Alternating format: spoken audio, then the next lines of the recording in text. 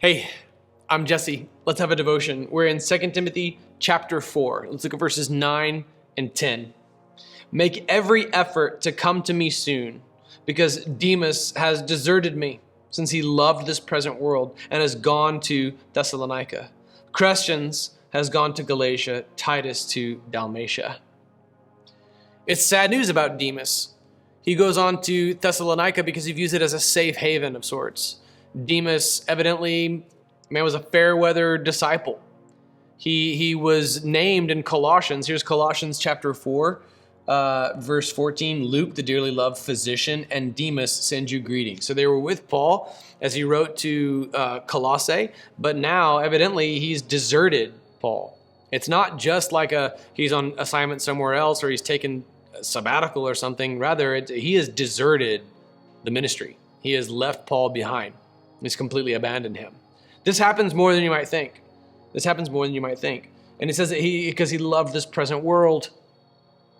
Because he fell in love with the present world, he was forsaking the eternally significant. Are you caught up in the narrative of the world? Okay, like are you a high school kid and everybody at your school is really buying into an ideology that is totally contrary to the gospel of Jesus Christ, and you just want to be accepted? I know it's incredibly hard to ask this of you, but there's nothing short of the standard of holiness than this. Don't be like Demas and love the world and abandon your true calling that's eternally significant. Don't. Or are you caught up in materialism? Forget even like high school kids and all that. I mean, even adults can be caught up in materialism and the things of this world. Like honestly, Jesse, I just really love the things of this world. You're like Demas.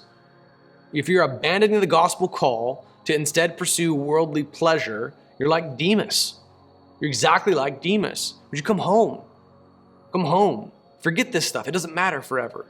It's not going to last forever. All right, what a foolish thing to trade the eternal glory of the gospel calling for something that's going to fade. Learn from Demas and his now shameful legacy. He deserted Paul. And instead he loves the present world.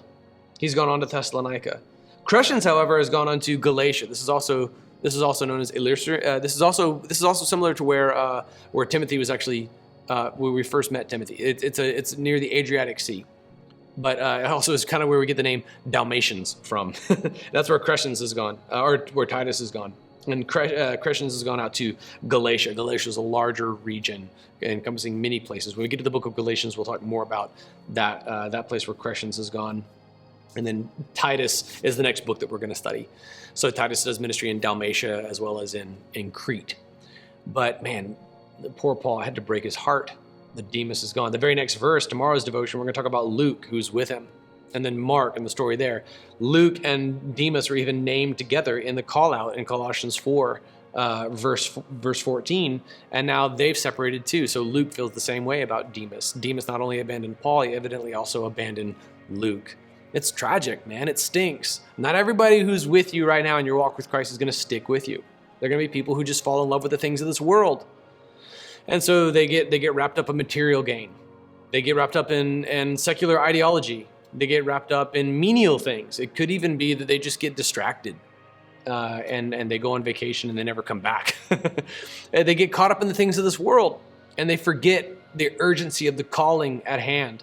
Demas's legacy could have been so different if only he had persevered.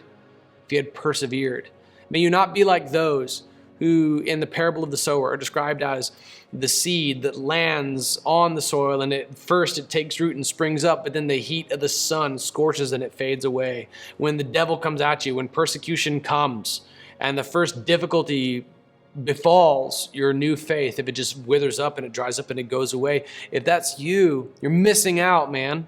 You're missing out. You're absolutely missing out. You also, if you're a First John type of fair weather disciple, you never really were saved to begin with. But man, if you are like those who persevere, if you endure, and if you last, you can resist the trappings of the world.